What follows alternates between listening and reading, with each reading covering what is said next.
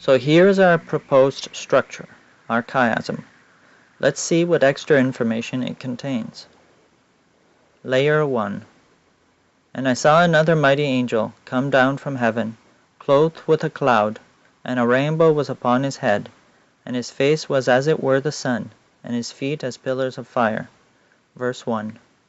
And he said unto me, Thou must prophesy again before many peoples, and nations, and tongues, and kings. And there was given me a reed like unto a rod, and the angel stood, saying, Rise and measure the temple of God, and the altar, and them that worship therein. But the court which is without the temple leave out, and measure it not, for it is given unto the Gentiles, and the holy city shall they tread under foot 42 months. Verses 11 and 11, 1 and 2. Verses 11 and 11, 1 and 2 mention the temple of God, that is the heavenly sanctuary. It then naturally follows that verse 1's angel from heaven is Christ Jesus, our heavenly high priest, the minister of that sanctuary. But there is more. Verse 1 mentions of the angel that he is clothed with a cloud. What does one clothed with a cloud look like? A pillar of cloud. But verse 1 also mentions pillars of fire. And the Lord went before them by day in a pillar of cloud to lead them the way, and by night in a pillar of fire to give them light, to go by day and night. Exodus 13:21. And the angel of God which went before the camp of Israel removed and went behind them, and the pillar of the cloud went from before their face and stood behind them. Exodus 14:19. Note how when the angel moves, the cloud moves, implying that perhaps the angel is in the cloud. So verse 1's angel from heaven clothed in a cloud is the angel of the Exodus, the angel in the pillar of cloud and fire, who is God. For the cloud of the Lord was upon the tabernacle by day, and the fire on it by night, in the sight of all the house of Israel, throughout all their journeys. Exodus 40:38. Verses 11 and 11, 1 and 2's temple of God, then, evokes an image of the tabernacle of the wilderness wanderings, built according to the heavenly pattern, dwelling and resting place of the angel and God of the pillar of cloud and fire amongst his people. But there is still more. Verse 1 mentions a cloud and a rainbow. And God spake unto Noah, and to his sons with him, saying, And I, behold, I establish my covenant with you, and with your seed after you, and with every living creature that is with you, of the fowl, of the cattle, and of every beast of the earth with you, from all that go out of the ark to every beast of the earth. And I will establish my covenant with you. Neither shall all flesh be cut off any more by the waters of a flood, neither shall there any more be a flood to destroy the earth. And God said, This is the token of the covenant which I make between me and you and every living creature that is with you, for perpetual generations. I do set my bow in the cloud, and it shall be for a token of a covenant between me and the earth. And it shall come to pass, when I bring a cloud over the earth, that the bow shall be seen in the cloud, and I will remember my covenant, which is between me and you and every living creature of all flesh. And the waters shall no more become a flood to destroy all flesh, and the bow shall be in the cloud, and I will look upon it, that I may remember the everlasting covenant between God and every living creature of all flesh that is upon the earth. And God said unto Noah, This is the token of the covenant which I have established between me and all flesh that is upon the earth. Genesis 9:8-17. Note, we have now looked at all the verses in the Bible that mention rainbow.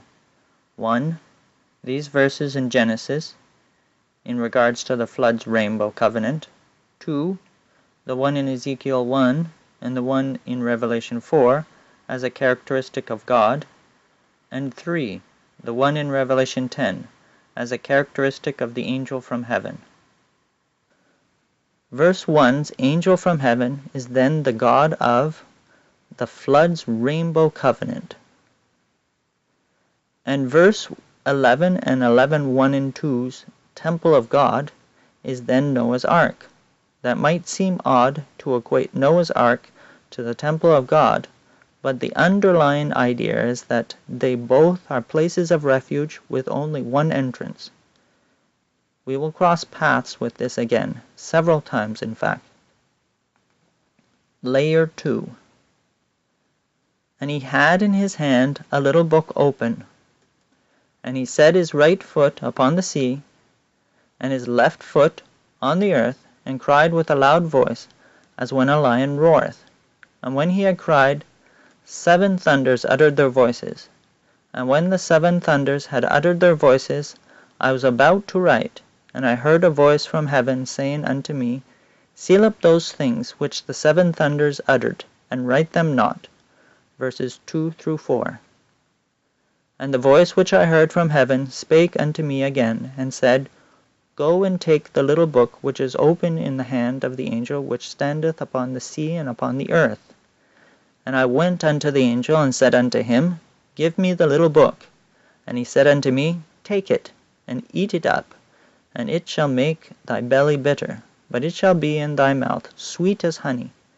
And I took the little book out of the angel's hand, and ate it up, and it was in my mouth sweet as honey. And as soon as I had eaten it, my belly was bitter. Verses 8 through 10. First, we'll analyze verses 2 through 4. Verses 2 through 4 mention 7 thunders with voices. What is this 7 thunders with voices? Does thunder have a voice? Is it ever described as having a voice in the Bible? The Lord thundered from heaven, and the Most High uttered his voice. 2 Samuel 22:14. The Lord also thundered in the heavens, and the Highest gave his voice. Psalm 18:13. We now have an outline of Revelation 10:2 through 4. 1. The angel of the covenant, Malachi 3:1, Jesus Christ speaks. 2. The 7 thunders, God the Father answers back. And 3. The message is sealed up, that is, hidden or misunderstood. Anything like this in the Bible? Yes. 1. Jesus spake, saying, Father, glorify thy name. Then came there a voice from heaven, saying, I have both glorified it, and will glorify it again. The people therefore that stood by and heard it said that it thundered. Others said, An angel spake to him. John 12:28 and 29. Take note. The people that stood by and heard the Father speak said that it thundered. What are these verses talking about? What means the glorifying of the Father's name? The immediately following text says, Jesus answered and said, This voice came not because of me, but for your sakes. Now is the judgment of this world. Now shall the prince of this world be cast out. And I, if I be lifted up from the earth, will draw all men unto me. This he said, signifying what death he should die. John 12:30 through 33. The preceding text says, And Jesus answered them, saying, The hour is come, that the Son of Man should be glorified. Verily, verily, I say unto you, except a corn of wheat fall into the ground and die, it abideth alone. But if it die, it bringeth forth much fruit. He that loveth his life shall lose it, and he that hateth his life in this world shall keep it unto life eternal. John 12:23 through 25. Note, verses 30 through 33 say, signifying what death he should die. Verses 23 through 25 say, "Except a corn of wheat fall into the ground and die, and also, he that loveth his life shall lose it." Christ is clearly pointing to the fact that he is about to give up his life, and that this death will both glorify him and the Father. So the story of the text of John 12:28 and 29 is 1. The expectation. Christ would establish his kingdom. See John 6:15, 12 through 16. 2. The clear message. Christ would die. See John 12:23 through 25, 30 through 33. 3. The blindness. Christ cannot die. See Matthew 16:22. And 4. The disappointment. Christ is crucified. See Luke 24:19 through 21. So Revelation 10:2 through 4 speaks of a great expectation, Christ to establish his kingdom. But the result is a great disappointment. Now we'll analyze verses 8 through 10. Notice how our text, verses 8 through 10, mention a little book, which was ate up, which was in the mouth sweet as honey, but made the belly bitter. Anything similar in the Bible? Yes. 1. And when I looked, behold, an hand was sent unto me, and lo, a roll of a book was therein. And he spread it before me, and it was written within and without, and there was written therein lamentations, and mourning, and woe. Moreover he said unto me, Son of man, eat that thou findest, eat this roll, and go speak unto the house of Israel. So I opened my mouth, and he caused me to eat that roll. And he said unto me, Son of man, cause thy belly to eat, and fill thy bowels with this roll that I give thee. Then did I eat it, and it was in my mouth as honey for sweetness. Ezekiel 2:9 through 3:3. Notice the similarity of this text and that of Revelation 10:8 through 10. Both have 1. A book, that 2. is eaten, that 3. is sweet as honey in the mouth. But what about 4, the bitterness in the belly? That is there also. We are told that there were lamentations and mourning and woe written on both sides of the scroll. Clearly, bitterness in the belly. What is the background or context of the text? Now it came to pass in the 30th year, in the 4th month, in the 5th day of the month, as I was among the captives by the river of Chebar, that the heavens were opened, and I saw visions of God. In the 5th day of the month, which was the 5th year of King Jehoiachin's captivity, the 5th year of Zedekiah, the word of the Lord came expressly unto Ezekiel the priest, the son of Buzi, in the land of the Chaldeans by the river Chebar, and the hand of the Lord was there upon him. Ezekiel 1:1 through 3. Notice, I was among the captives by the river of Chebar, in the land of the Chaldeans. So Ezekiel is a captive in Babylon. And the year is the 5th year of Jehoiachin's captivity, or equally, the 5th of Zedekiah's reign. Something relevant had happened a year before.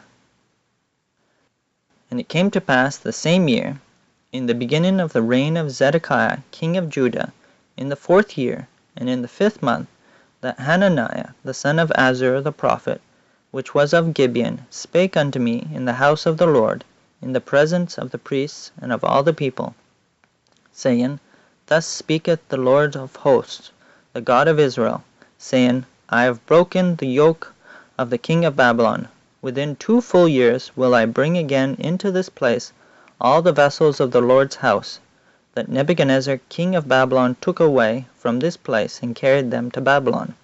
And I will bring again to this place Jeconiah the son of Jehoiakim, king of Judah, with all the captives of Judah that went into Babylon, saith the Lord. For I will break the yoke of the king of Babylon. Jeremiah 28:1-4. And I must reiterate the fact that this happened in the 4th year of Zedekiah, 1 year before those things recorded in Ezekiel 1. Notice again what Hananiah has prophesied in opposition to Jeremiah's prophecy. Within 2 full years I will bring again to this place Jeconiah, that is King Jehoiachin, the son of Jehoiakim, king of Judah, with all the captives of Judah that went into Babylon. And when Ezekiel begins to prophesy in Ezekiel 1, a year has already expired, leaving only 1 remaining for the fulfillment of this prophecy. What would have been as honey for sweetness to Ezekiel and the Babylonian captives? A quick, within 1 year, return from captivity. What would be bitter to them? A 70-year captivity, as Jeremiah prophesied. So Revelation 10:8-10 speaks of a great expectation, the Babylonian captivity to end. But the result is a great disappointment. So a great disappointment. Christ did not become king and end the Babylonian captivity. Layer 3. And the angel which I saw stand upon the sea and upon the earth lifted up his hand to heaven, and sware by him that liveth for ever and ever, who created heaven, and the things that therein are, and the earth, and the things that therein are, and the sea, and the things which are therein, that there should be time no longer. Verses 5 and 6. But in the days of the voice of the 7th angel, when he shall begin to sound, the mystery of God should be finished, as he hath declared to his servants the prophets. Verse 7. And as we have seen, Revelation 10:5-7 is about the year 1844, the end of Daniel's 2300-day prophecy and the start of the judgment. So once again, here's our chiasm, and the understanding of the different layers is: Layer 1. Christ Jesus, the angel from heaven, is presented as 1. Our heavenly high priest, minister of the heavenly sanctuary. 2. The angel in the pillar of cloud and fire, the God of the tabernacle of the wilderness wanderings, whose desire was to dwell with his people. And 3. The God of the rainbow covenant, who protected the ark and its cargo, bringing it through the flood. Layer 2. A great disappointment. Christ did not become king and end the Babylonian captivity. Layer 3. In 1844, prophetic time came to a close with the ending of the last and longest prophetic time, the 2300 days, and the last, greatest event prior to the second coming started, the judgment. Christ's second coming is just moments away. Are you ready?